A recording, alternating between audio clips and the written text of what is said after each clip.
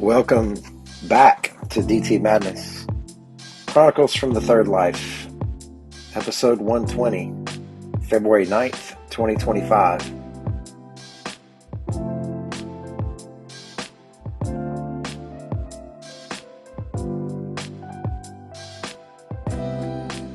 So glad you could make it.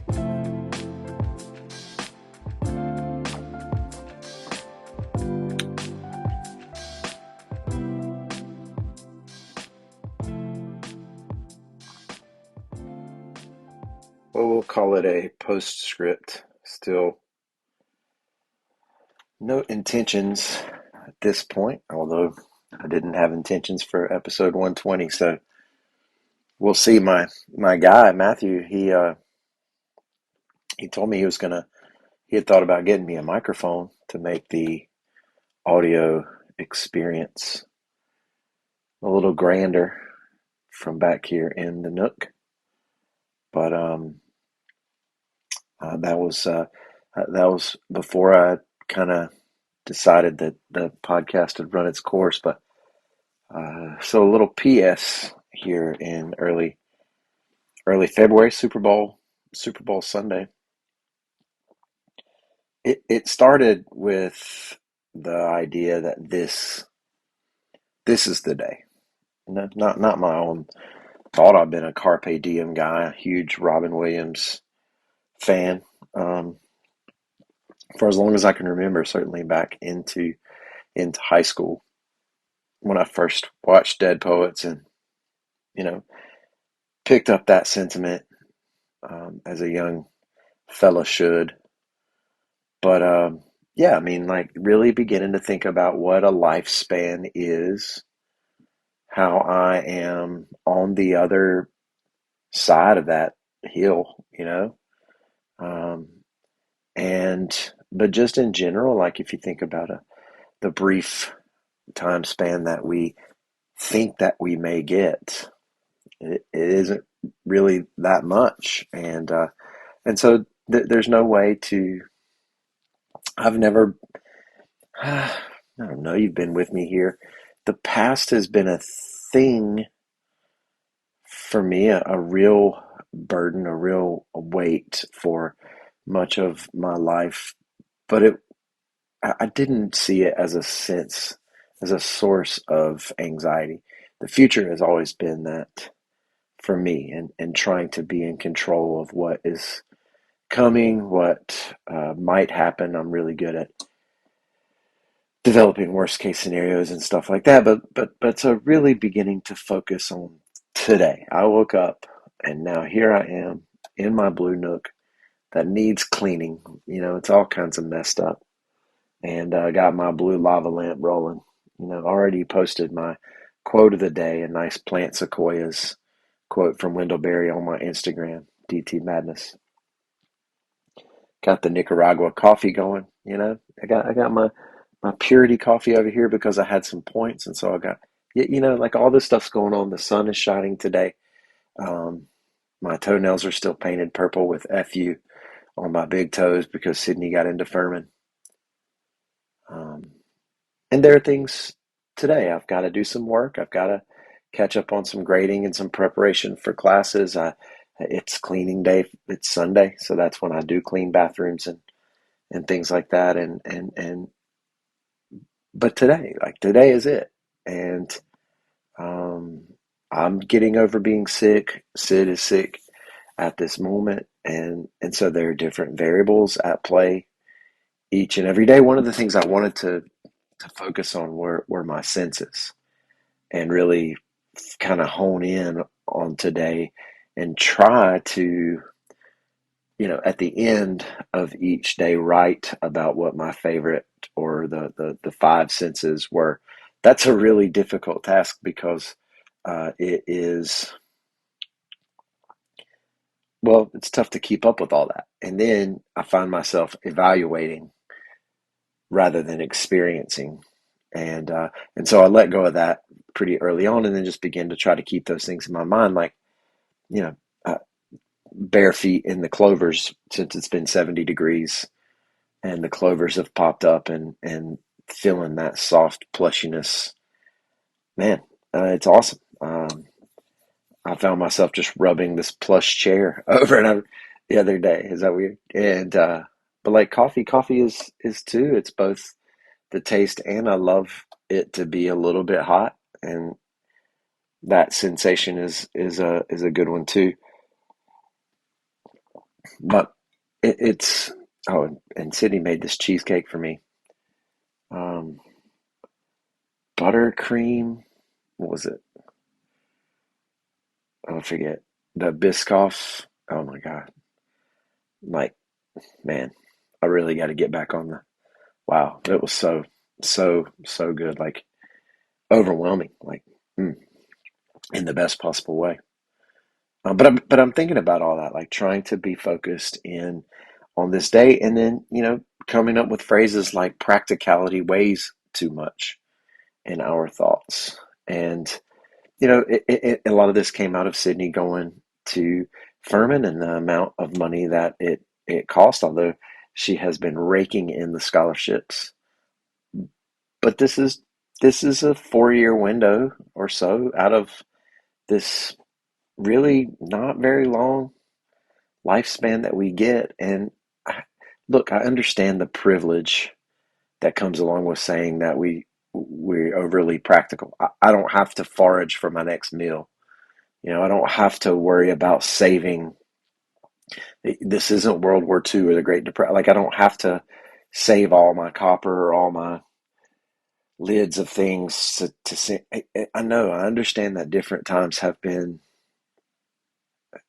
that practicality was a need. And I'm not saying that I advocate like frivolity, or anything like that. But what I am saying is that I don't need to save up a whole bunch of money. I don't need this desire for financial gain that seems to permeate.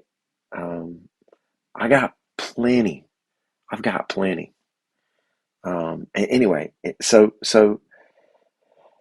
I'm doing all, I'm thinking through all this kind of stuff. This is the day, and honestly, like literally, as the kids say, literally, as the guy says on Parks and Rec, but focusing on this is the day, and then the very next day, excuse me, it like the junk hit the fan.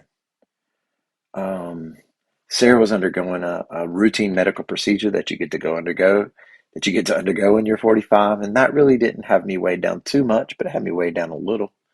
There were some health scares in my family, some other issues that were going on in my family as well. Some real like stuff that get you in your guts. Like all of that stuff was all going on the very next day, and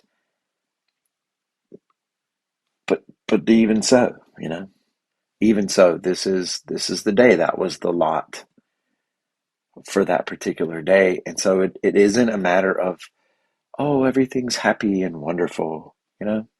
The surrendering to this day, seizing this day is all the things.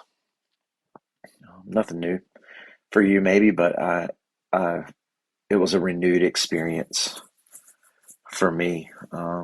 Everybody's doing okay, by the way, in terms of the health scares, but I did find myself, oh man, what to say on the PS podcast, um, with Elon and everybody listening now.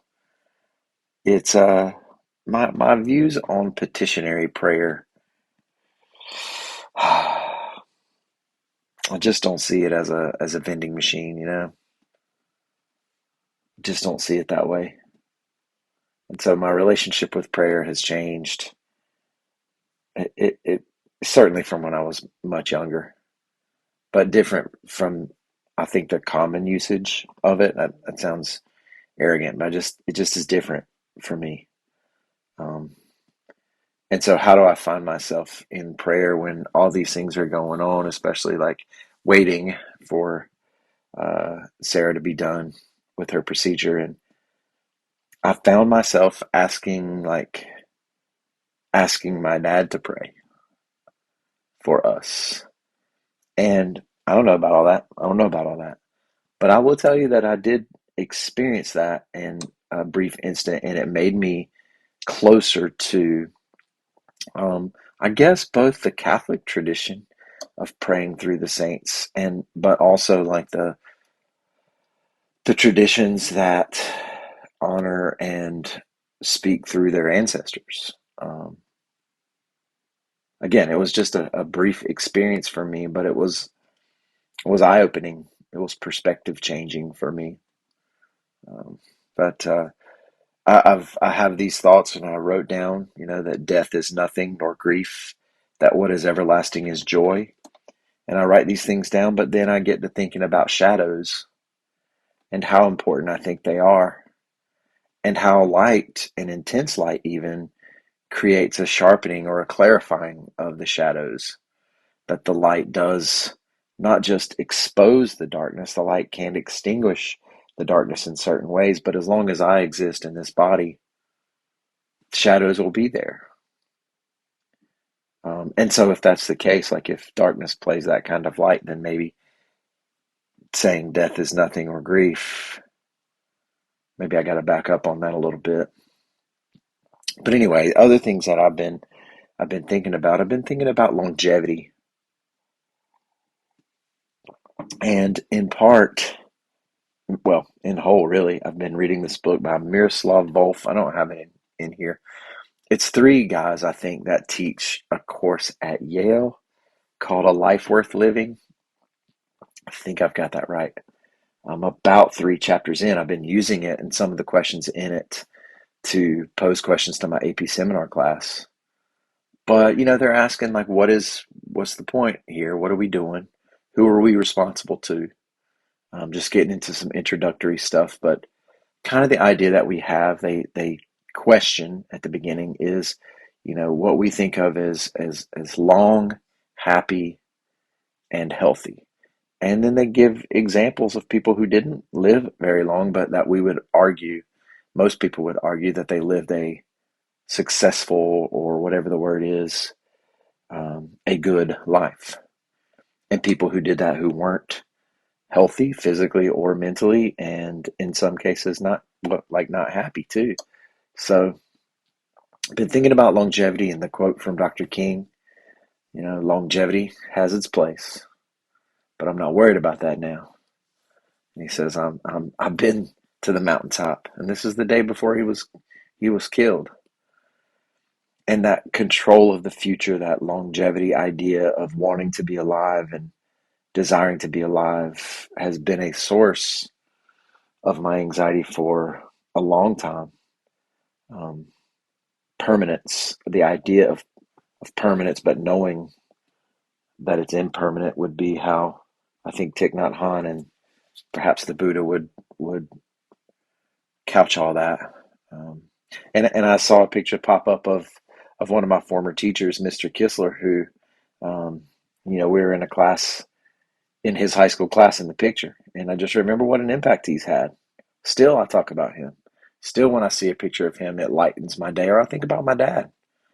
And I'm not sure how old Dean Kistler was when he passed. My dad was mid 70s, and so that's longevity, kind of, in our experience. But what is it? It's more than just long a long life. It's, what is it that I want to be doing? Um, Before we get back into that, I am getting older, and I don't know if you're supposed to have varicose veins when you're 47, but I do got some on my, or maybe just one on my left leg, and they were like, man, they were bothering me the other day, itching kind of. And I looked it up, so here I am wearing the compression socks some and trying to figure it out, and I read some about the grounding mats, because they send all the alternative methods to me because they know I'm a sucker for like mushroom cocoa and stuff like that. But I found out that the grounding mats, that you can get the same benefit by standing on the earth, the same electro whatever is happening. So I've been going out and doing my earthing, as I mentioned, standing in the clovers at least 15 minutes a day. I'll be out there here soon because the rains are coming soon, this week. But I've been doing my earthing, which is really cool, to kind of walk around and keep my head down. Um, because I wear my sunglasses out there so I can't see far away. Still don't love my glasses, whatever. But I got my sunglasses on, so I'm just looking straight down at the ground and seeing the clovers and the different purple flowers that are popping up. And it's a good connectivity kind of thing, and it's supposed to help. It's made the symptoms go away, so that's good. I've been trying to do some stairs as well and walk in the stadiums at school to get blood flowing, and also, of course, that's just good for you, especially if you ate a whole Biscoff cheesecake over the matter of a couple days in the later stages mixed with ice cream. Oh my God, so good. But then I got the daggum flu this past week, and it had me laid down. I even had to take the day off on Monday, and I don't usually do that. Um, but finally starting to get some energy back. So hopefully this coming week will be will be there. The coffee shop that was going to open in town, it fell through, and one of my good friends was like, "Hey, won't you open a coffee shop and call it DT Madness and serve some lattes named after fish songs and play great music and have local artists decorate and a reading corner?" And I think like, man, to have book clubs and yeah, I'm not a businessman. I don't even know how to where to even start with all that. And obviously, I guess the coffee business isn't great right now because somebody who is fairly established in the coffee business felt like expanding to a different location wouldn't work out too good. But anyway, we can dream. I did watch the Grammys. I love the Grammys. I watch them every year, not because I like pop music, because I don't, but I do like to see the art. Um, and I really enjoyed Doechie's performance.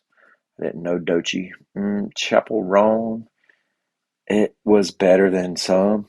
But like, like Sabrina Carpenter, okay, okay. But Charlie XCX, some of this stuff is like pushing boundaries, but it's just so ordinary. And that the boundary, it's not even, I don't know.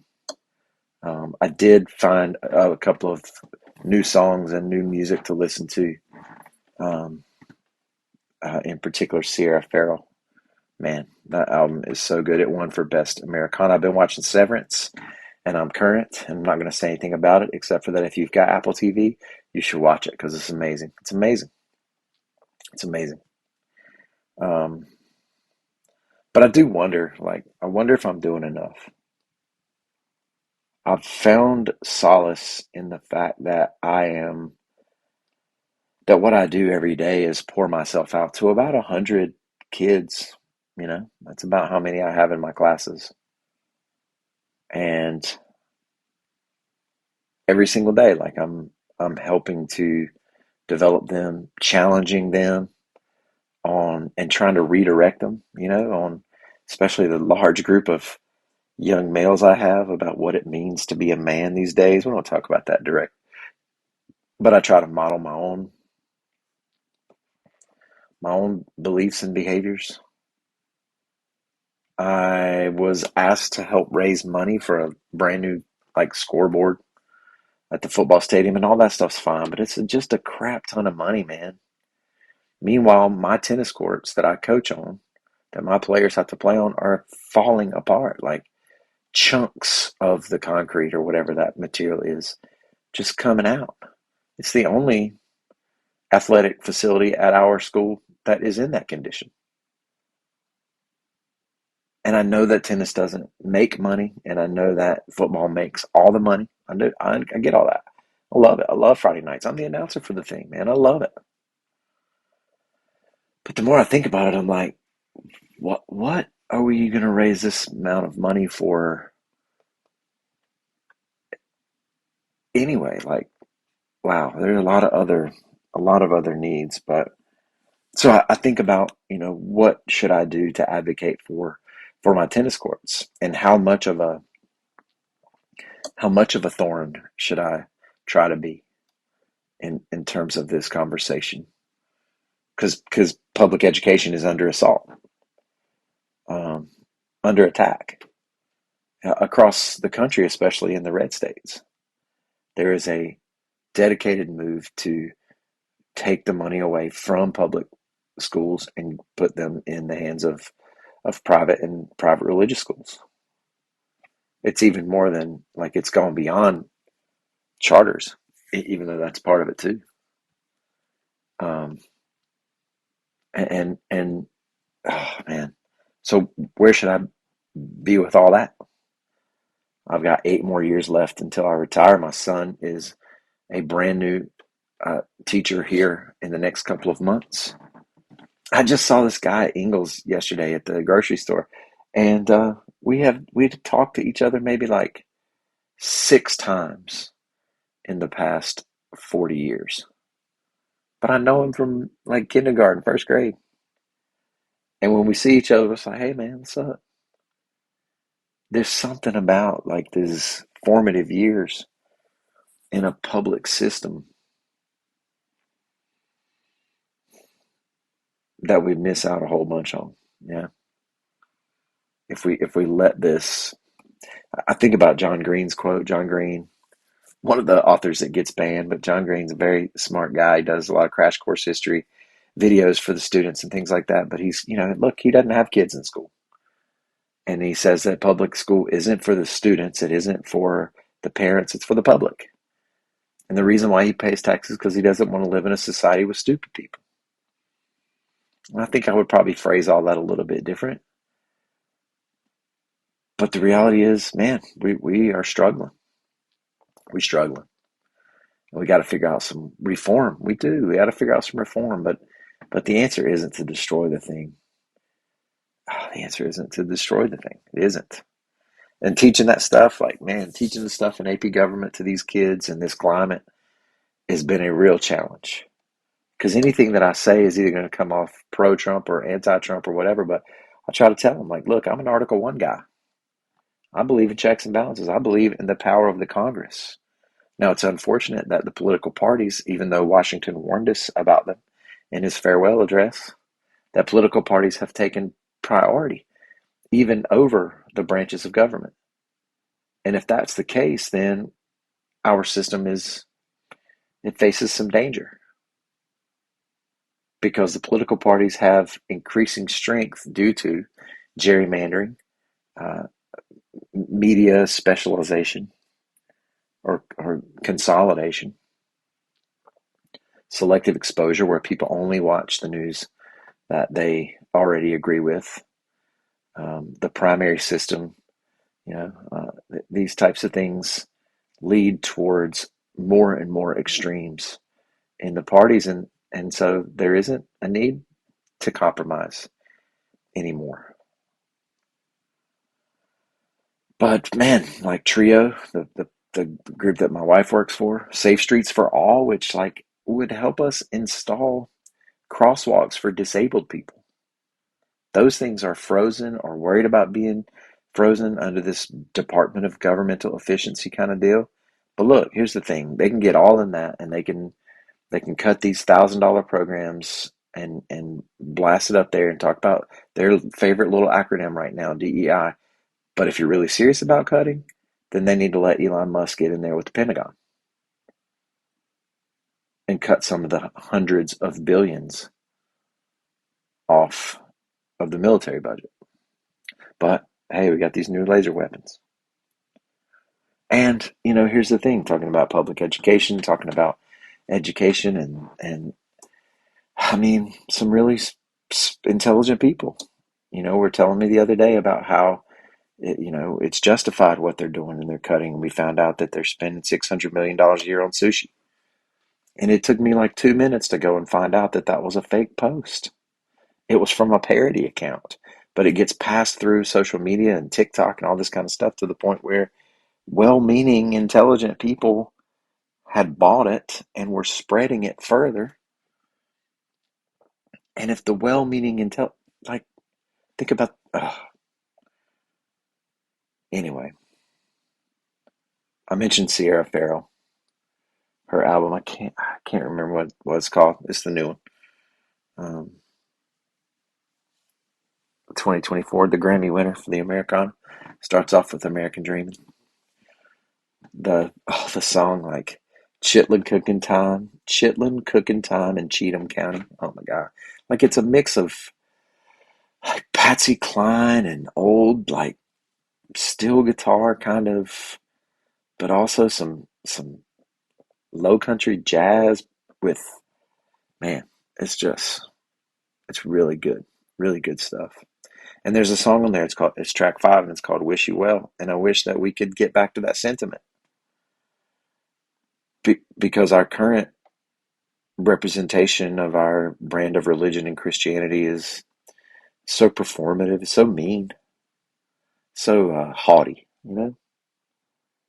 And yet the sentiment in "Wish You Well" is basically, hey, you took my freedom from me, you hurt me, but still I wish you well. Still I hope you sleep and have great dreams. You know, I don't want to tell you the song, but man, it's so good. That's that idea of forgiveness and well wishing for your enemies, loving your enemy and giving your shirt to someone who needs it, and walking an extra mile, and like going outside the camp, not building walls inside. Read Hebrews. Where did all that where did all that go? How did it get so crushed out of the mainstream? I, I don't know. Like, I don't know how she says her name. The Was she Episcopal? The Episcopal priest, Budde, that gave the sermon on American unity that the Trumps were at, and that they trashed and called her a despicable person, and because she called for dignity for trans people and LGBT, and that was just one little part, though. She did. She called it out. She did. She stood on her business. But go back and read or listen to the whole sermon. It's it's it's the words of Jesus. Like, it's the heart of the gospel. But that gets swept away with vehemence, with vitriol, in favor of this nationalistic. It's it's messed up. It's messed up. But I'll say this, this is the day. And even though all the things that are going on, this is the day. And I got a snap video from Sam on Friday, who got to teach his kindergartners for the first time. The first time he had planned the lesson, he did the whole thing, and in his video he said that nobody peed on the floor that day. And but Lance did let his popsicle melt all in his cup again. So I got to find out what's going on with Lance. But Sam woke up at 5 every day to be ready to drive an hour to work with this kindergarten class, and he was exhausted, and he realizes how difficult it is even after a week. But what he said he learned the most is how much he wants to do it. And it just makes me proud, man. Like, the the the prospects that he's entering into aren't overly bright, not in our current cultural context, but he's there for the kids. That's why your public school teachers are there. Why are we gonna sit back and let all this stuff be destroyed? Where y'all at? I don't know. I've realized I've got things to say. And I wish, what if there was a space where we could have these conversations, where we could have conversations about sushi and really, like, find out. But then just because I say that it isn't true doesn't mean that I don't think there's government waste. Where's the space where we can sit and have these conversations? It isn't necessarily here. This is just me saying all of this. Is there a platform that wouldn't be overrun by bots and whatever that would create discord? Like, not discord, but I'm saying, like, is there a place where we can have discussions about books, where we can have discussions about society and religion and culture, and surface level and deep? Is there a place where we can have that back and forth, that isn't necessarily a physical place, because I know most of us, or many of us, don't have time for that. with different levels of kids and jobs. But if you know about that space, then send me an email, churchof6@gmail.com, church of six, the number six, or find me on Instagram, DT Madness. I would love to figure out how we can have this conversation, a virtual DT Madness coffee shop where we listen to good music and talk about real things. Doesn't have to be doesn't have to be live, you know. What's the platform where we can post videos and replies and all that kind of stuff? Because I think it's important to share this day together. This has been a Church of Six production, brought to you by the Bucket of Life, the rope of relationship, the foundation tower of stone, the wall of belief, the token of hope, the magic rock times one, one received and one given. Nothing divine is desperate, and in order to be, try to never seem. May all your circumstances serve to awaken compassion as you go. Please teach peace. Don't forget to believe, y'all, and be live. Grace and peace, my friends.